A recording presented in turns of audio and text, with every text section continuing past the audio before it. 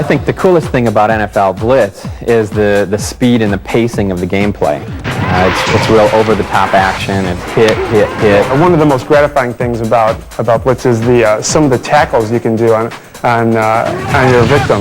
You know, you run up to them and you don't just hit them and let them just fall to the ground every time. You can take them, you can pick them up and slam them to the ground, spin them around by the arm. It's just stuff that you'd love to do to somebody for real, but of course you can't do it. That was uncalled for, but a lot of fun to watch.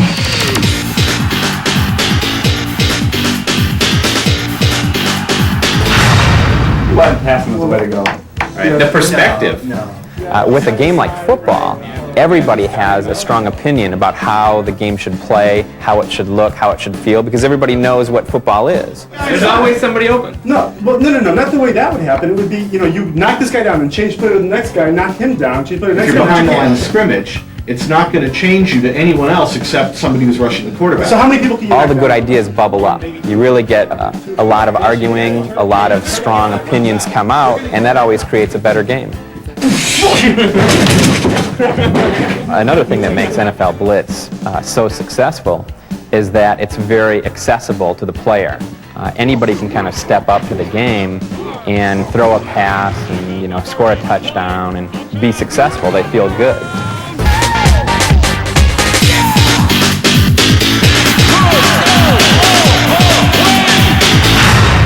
You know what? Are we going to use a professional athlete for these moves? Have you ever played football a day in your life? Yeah. Another thing that makes NFL Blitz look so good is the motion capture. Amazingly, Sal is the actor of all of the motion capture in the game.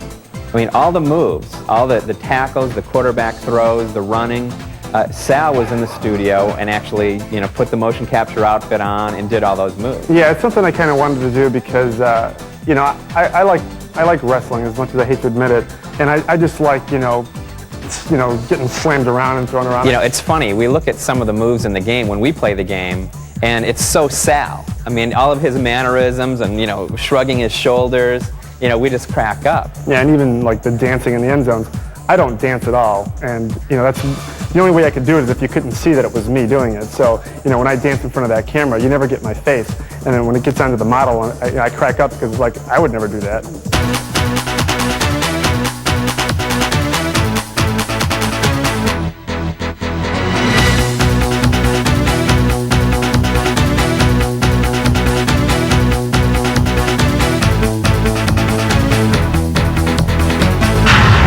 One of the things about motion capture is you can't always just use straight motion capture in the game.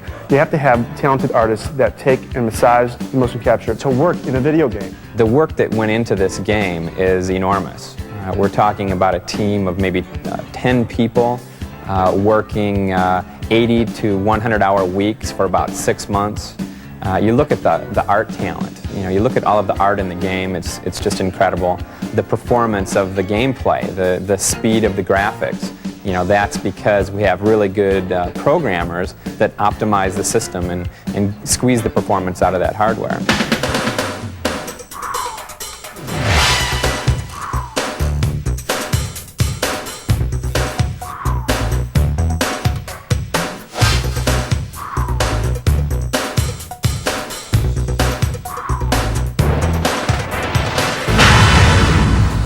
Does the 12-week development cycle scare you at all?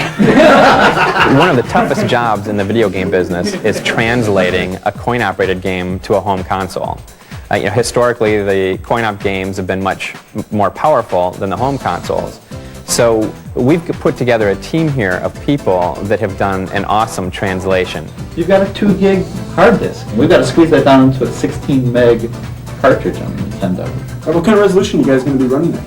We're looking for the same resolution as the coin-op version. We have all the audio, music, audio, all the speech, everything, all the player sounds, everything in there. Right. So basically, I think we have everything that the arcade game has and more. The strategies the players use in the arcades are going to work exactly in the home.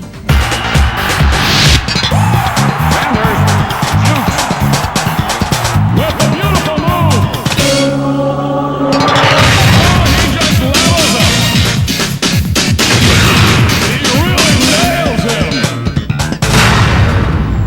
Camera. Marker. Action!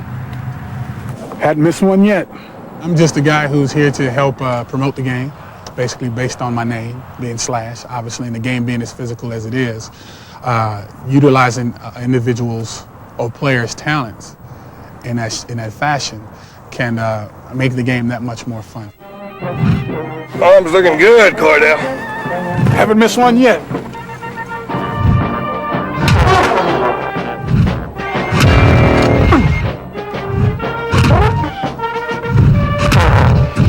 Deadly long-range passing, linebackers without conscience, NFL Blitz. It's a wretched assault on the sense of fair play.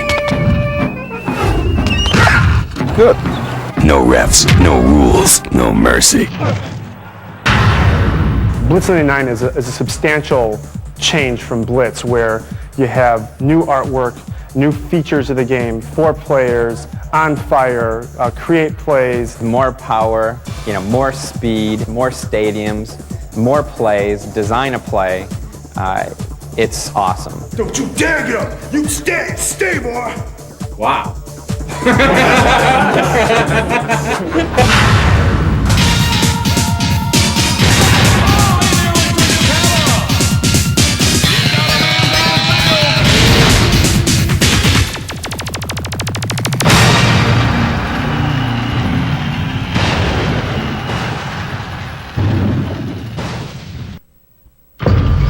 Blitz players don't pump iron. They have it for breakfast.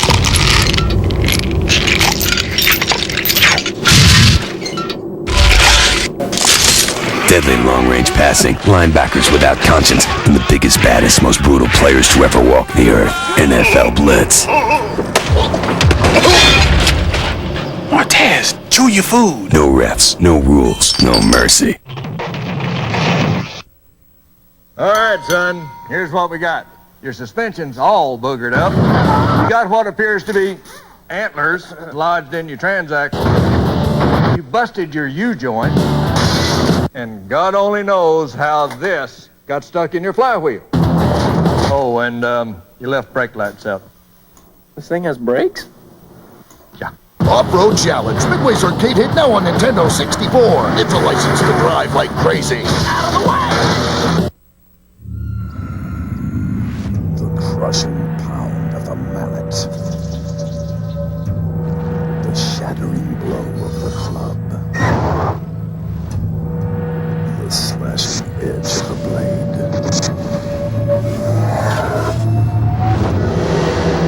They call to you.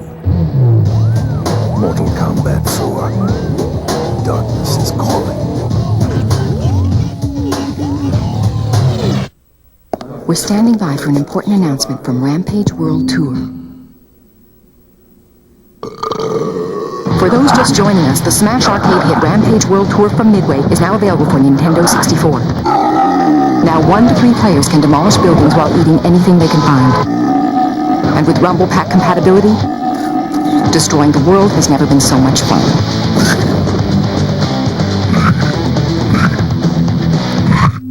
Any questions? Hello? Hi. Who is this? You watching TV? Maybe. Who is this? What kind? Well, it's big. 27-inch? Yeah? Picture in picture? I guess so. Swivel base? How'd you know? Under a white ceramic duck wearing a yellow raincoat? Where are you? Open the drapes.